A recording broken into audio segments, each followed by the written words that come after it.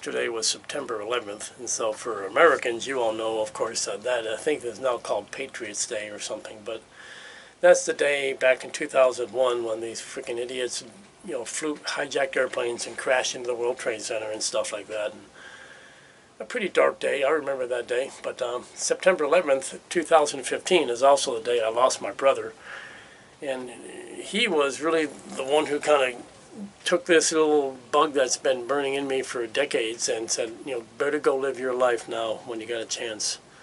Because, you know, stomach cancer, you know, and then when it spread to his pancreas, man, he was gone within weeks. So you never know when your day's coming. And so his motivation or inspiration is that it's got me sitting here in a boat on what's going to surely be a friggin' hot and humid day again with probably too much sunshine, and I'm going to be just cowering from the sun all day like I was yesterday. I mean, but still, it's better than just existing, right? So a lot of people, you know, for financial reasons, you have to keep working jobs, and so for those folks, I'm kind of doing this for you as well, because I'm just an average guy trying to make this work. So here's to you, Greg, my brother, and I'm wearing your shirt, okay? So just like I promised. So. Alrighty, so it's September 12, and the time is 8:43 in the morning. This was supposed to be almost the exact time to pick up the anchor and go, but just by reading the weather forecast, I can see my little weather window is fading away, and so I've got to decide in the next 5 minutes, really, whether I'm just going to go back into Faber Cove and enjoy a beautiful day here in Florida. A little bit hot, but beautiful. Get a little more project work done, etc., etc. Or should I go for it and make a run? And go for it sounds so daring, but it's really not. Here's the deal. Excuse me. I was counting on the Hurricane Lee, which of course rotates counterclockwise in its way to my east, and so that should bring me north and northeast winds for a couple of days, but I think the storm is just not close enough, and it doesn't appear as though it's going to come any closer. So, I mean, because like if you looked at the predict wind 3 days ago and 4 days ago, it was showing, oops, oh my goodness, yeah, it was showing today, tonight, tomorrow night, and on Thursday night, steady winds nonstop. But now we're really only going to get winds during the daytime. You know, basically sea breeze. You know, it'll be northeast. It'll be a good sailing wind, and it's going to pick up soon. It's coming out of the north now, and I need to get going if I'm going to go. But that means I'm going to be becalmed every night, and I'm going to be becalmed in an area where the water is going the opposite direction of where I want to go. So I need to have a place to stop every night. So I think I'm just going to go for it. I mean, the prospect of staying in Fort Pierce another day, another week, and it'll be a couple of weeks before I got another opportunity to go. So I think we'll just give it a go. Got to decide. Got 10 minutes to decide. I got to go or got to return, one of the two. Okay, there. Well, I've got the whole inlet to myself, it seems. I think I'm the only boat moving. There was a barge and tug combination heading north on the ICW, but they kept going. When I turned out on the inlet, you can see them passing markers 3 and 2, I guess it is. 3 is over there, that's the green. And I think today, I guess what my immediate thought is, I'm in for a bit of an adventure, because I wanted to sail all the way to Marathon in one shot. Right? I wanted good winds that would get me all the way there and down to the Hawk Channel and slowly chugging down the Hawk Channel. But that's just not going to happen. I'm only going to be sailing by daylight. And that's kind of a bummer.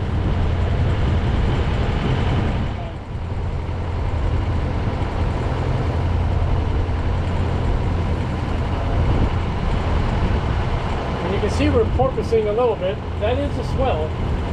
So now you got to imagine if the tide was really coming out and interfacing with the swell, then that's when the rollers get really ugly. So I'm very pleased with this. This is not violent at all, although I did hear something fall down inside the cabin. Nothing bad. I'm supposed to hold the tape down. Okay, just put up the head sail, and this puppy is going off. And now let's see if we keep moving. I haven't put up the main yet. We're just experimenting. I'm going to tighten up that head sail. She's not tight enough. Big rollers, big rollers. That's just because of power boats. So I'm not worried about slow speed for the first hour because I know that the sea breeze has just gotten started and it's going to pick up. And we do expect pretty good winds, you know, 10 to 15 all day.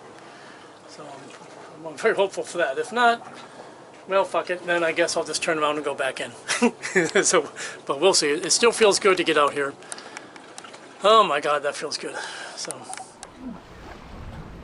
my God, look at that topping. I'm just still too loose. Fuck.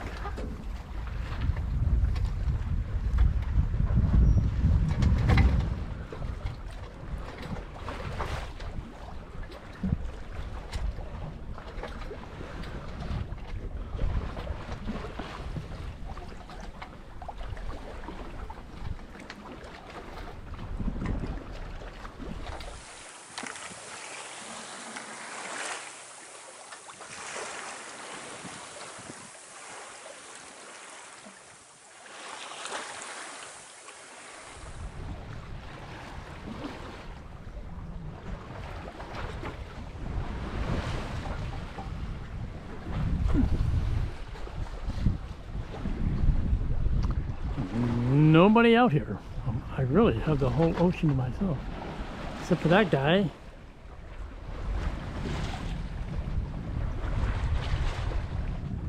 Two of them right under the bow. What the fuck are they doing?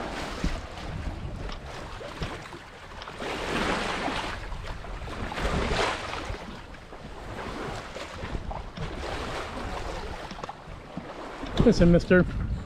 We'll not let people conduct themselves that way. That ain't the way it's gonna be around my ship, mister.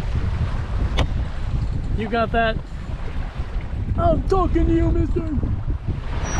Hey, buddy.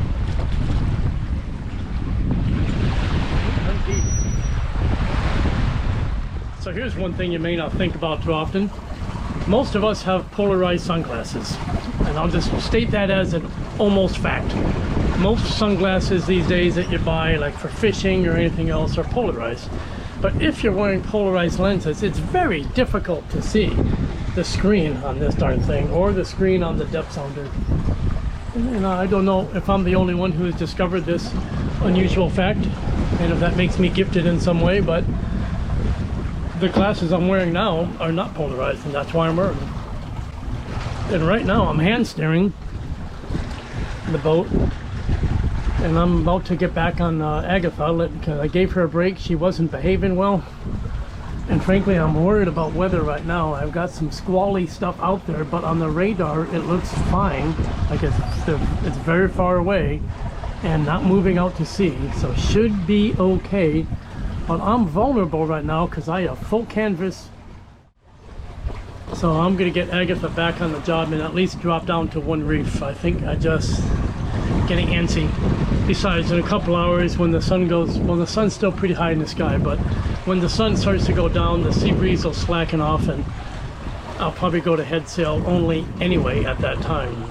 And I do that because I can control the head sails, you know, the square footage of sail that I have out.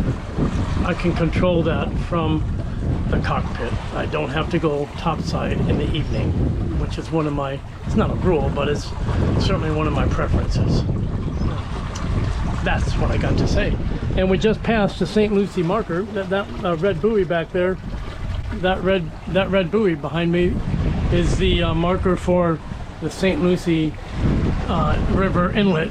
And I was actually considering going in, you know, and just getting right in between the two stakes over there and just anchoring. And if this squall gets ugly, or if the wind were to die, then I would still probably make that my closest divert field, the closest place I could go to get an anchorage is right there. So.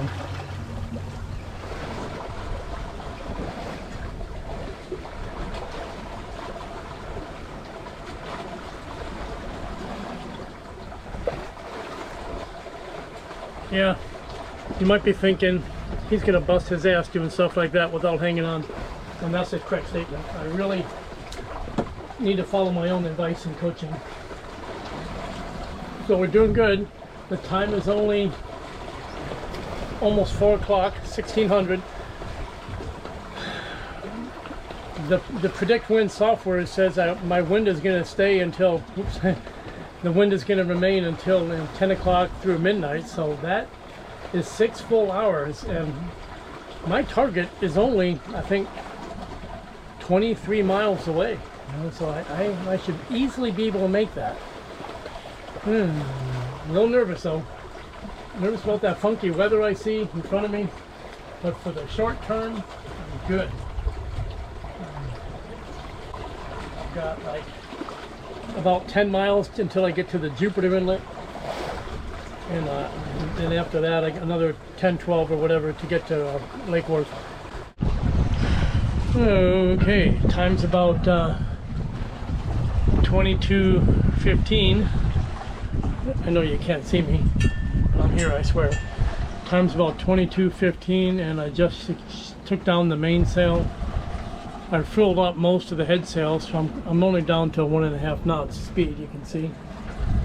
But I'm only about 3/4 of a mile away from the red marker, and when I get really, really close to that, I'll turn on the engine and take in the rest of the furler and just drive on in. The plan is to get over here. See, it's a pretty confused picture, but that little orange ball there, that's my target to anchor right there, probably where I'm not supposed to. That doesn't look promising. I can anchor here or here. Either one would be good. Oh my God, we're rolling pretty good. The swell is awful. I mean, it's really pretty rolly, even though there's not a lot of wind left. It's pretty rolly. So I've got a few choices of where I can anchor. What I don't want to do is try to snake through this little area here and anchor out here, even though that looks like a premium spot.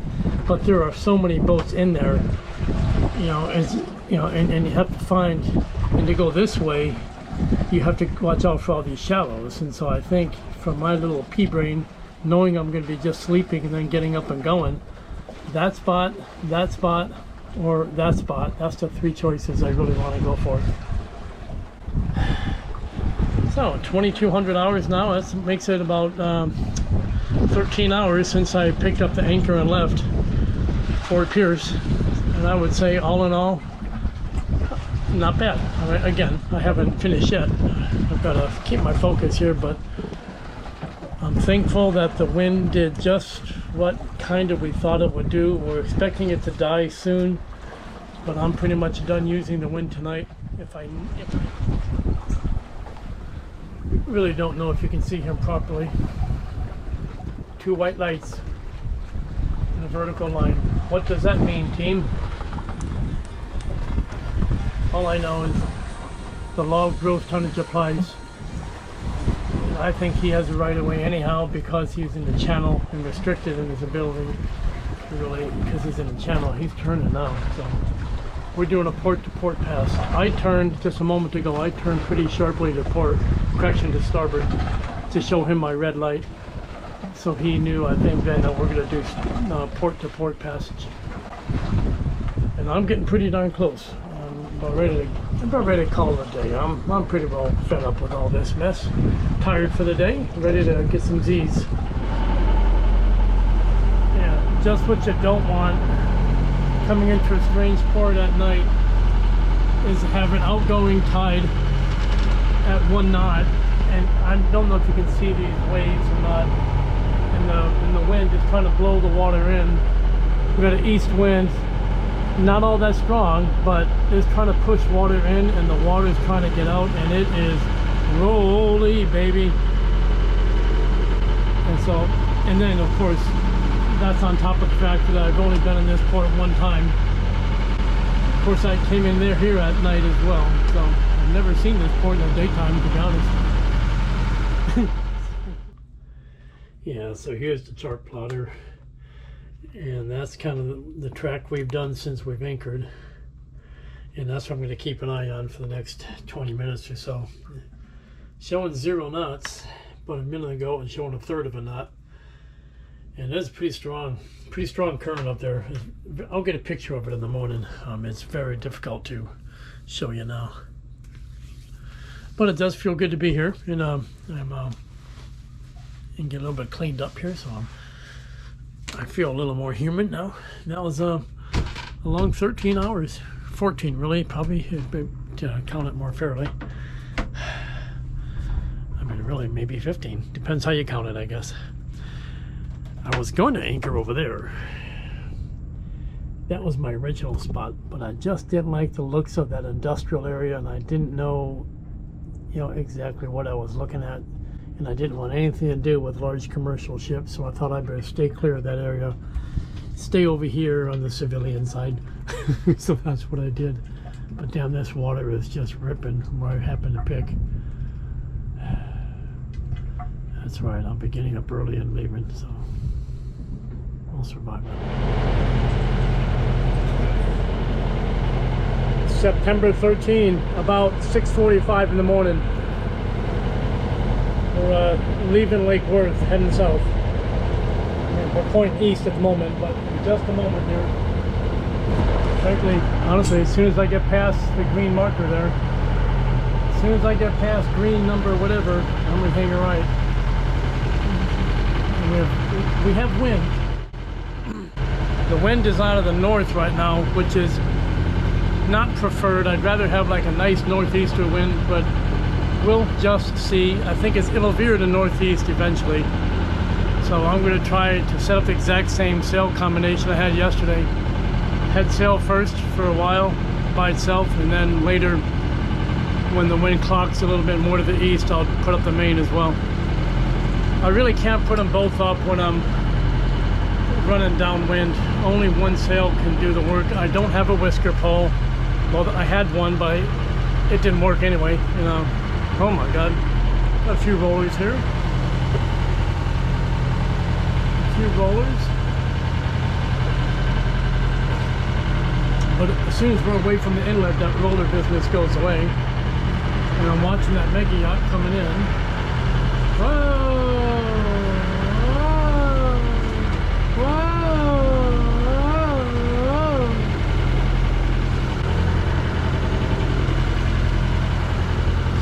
And that's Lake Worth. Doesn't look like much now, but sure it's goofy in the nighttime. And that big old crane thing, that just kind of freaked me out when I was coming in last night. Trying to figure out, they have a crane in the middle of the jetty? I mean, I thought they had a crane in the middle of the damn channel. And when you're just a few meters over that direction, that's what it looked like. And I was about ready to say, the hell with that, and keep going. My original plan was to just run the engine for the first hour of the day. And I still might do that. As soon as I get past green number 3 here and get out of this rolly stuff. Sorry, distracted by that guy. And that doesn't look like much either, because it looks so far away. Everything looks so far away on the GoPro, but he's about a quarter mile away, maybe half mile. Quarter mile, I'd say. Red and green, baby. That's not what you want to see in a small boat. Well, we're getting cleared. We're ready to make our south turn here. You can see here, I'm just going to follow the coast. I really don't have to steer a particular course. I just try to maintain a certain distance off the beach. Well, ahoy there. The time is 11. Oh, good heavens, I can't even see it. That's hard to see. 11:17. This is day number 2. I left Lake Worth around 6:30 in the morning. I've motored for 2 hours, making about 3.5 knots, and then when the winds picked up a little bit, even though they're almost dead astern, which is not good for me. I'm making about 3.5 knots now with the engine off. So 2 hours with the engine, and then I shut it off. And that, what that guarantees me is that I've got to do a little cleanup under the engine bilge, because it does drip oil, which is not the end of the world, but the shaft seal, once it's running, it drips a little bit of water.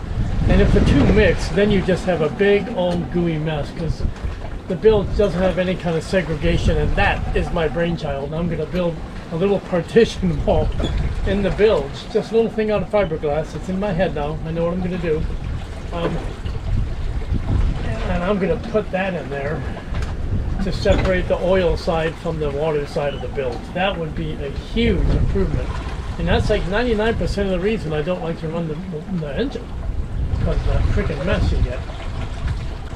But right now I've got the mainsail up on the starboard side, taking a port tack, but the wind is pretty much about from 10 or 15 degrees to my port quarter. And so it's a little bit to port, but it's not quite enough to call it a broad reach, because the head sail is just not getting any wind at all. And she's not too happy. So I have her mostly rolled up, just enough to be a steadying sail. I'm currently off the coast of Lake Worth right now. Not the Lake Worth where the inlet is. That's about 10 miles behind me. I've already left that way behind.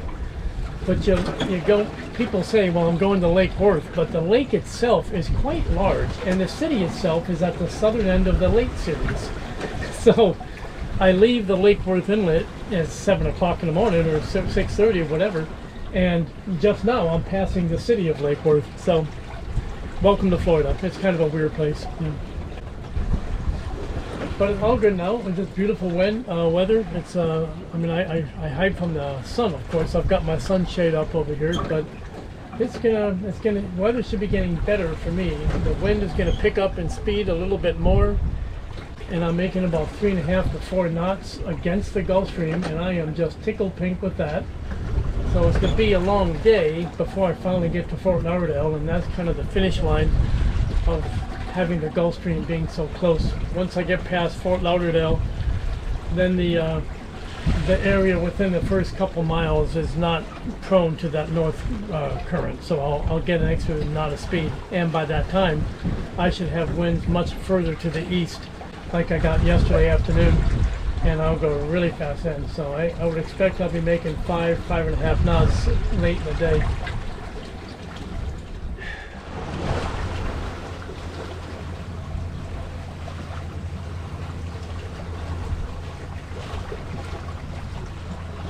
Hillsborough Inlet. Boca Raton is back there. A lot of boat traffic. I don't know what it is way up on the horizon. I don't quite know what that is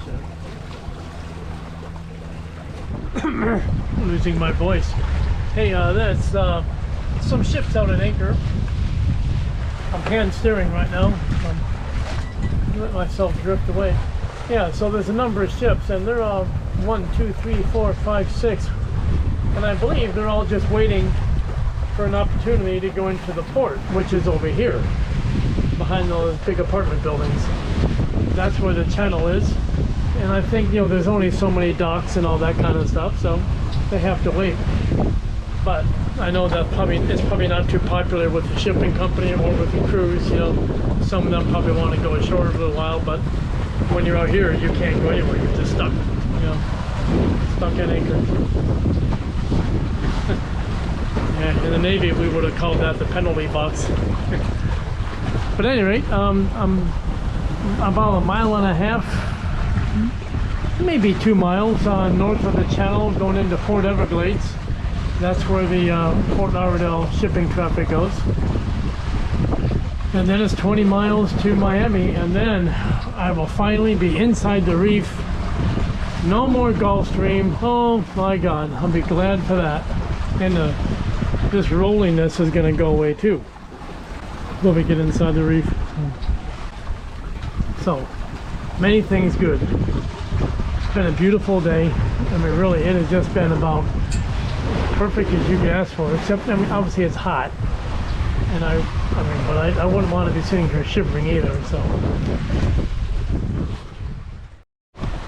Yeah, it's been a good day. Good day. Kind of I think I planned it out well. I think the forecast was accurate on the wind, predict wind. And if it remains accurate, I should have winds to get me another 4 or 5 hours, and that ought to be enough to get right into Miami, you know, maybe even beyond. And the winds won't completely die at night, so if needed, I'll just drop the mainsail and go head sail only and just slowly ghost my way, you know, 2 knots through the night. Because once you get close to Miami, I'll be out of the effect of the Gulf Stream 100%. That won't be a concern anymore. So really, at that point, going 2 knots is just fine. You know, just take your time, and I'll get someplace in the morning, and when it gets light, I'll find a spot to anchor and take a day or 2 off. That's the plan. Okay, so this is Hollywood. And I really don't know where it changes names into some other city, but that's Miami Beach all the way at the end. It's kind of inside the ball pump. It's smaller buildings actually, but oh, this is Southeast Florida right here.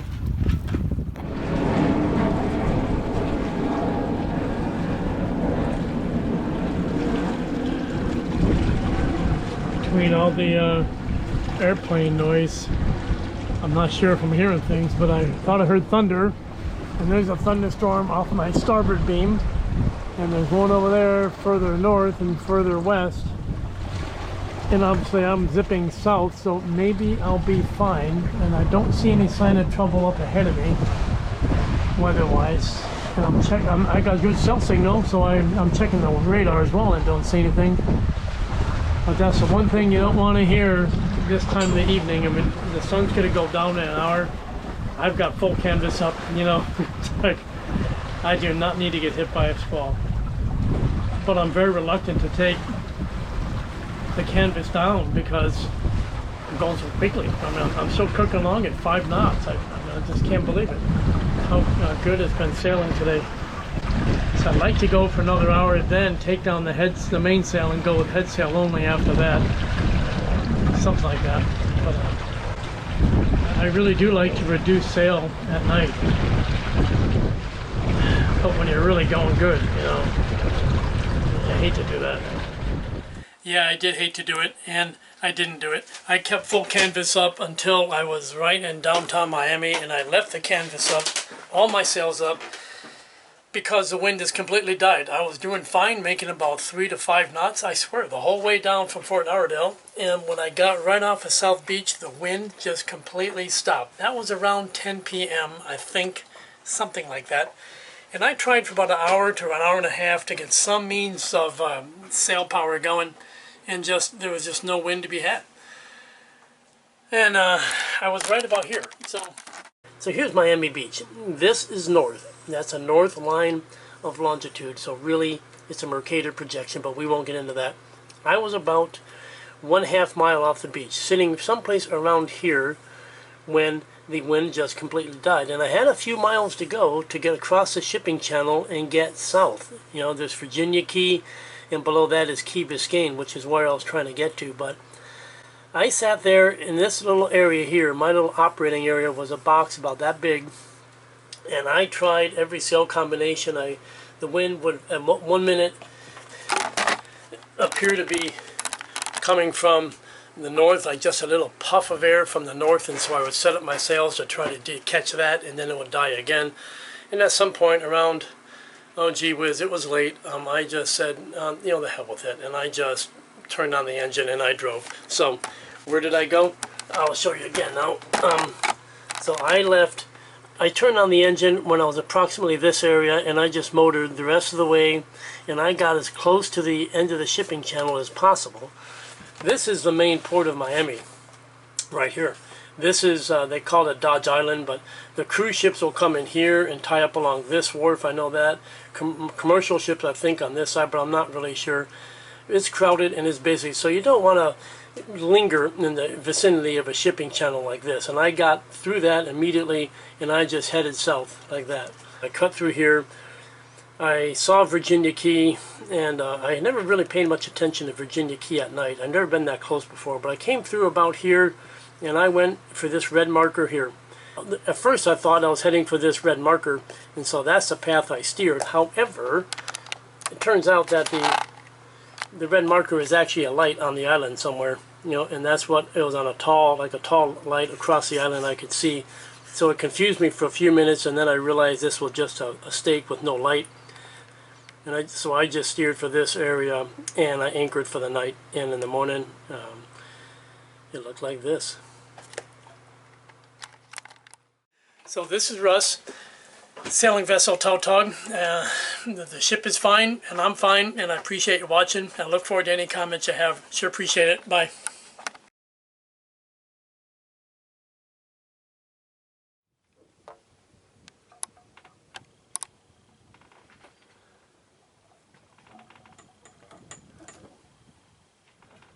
Almost sunrise, obviously. No green flash today, though.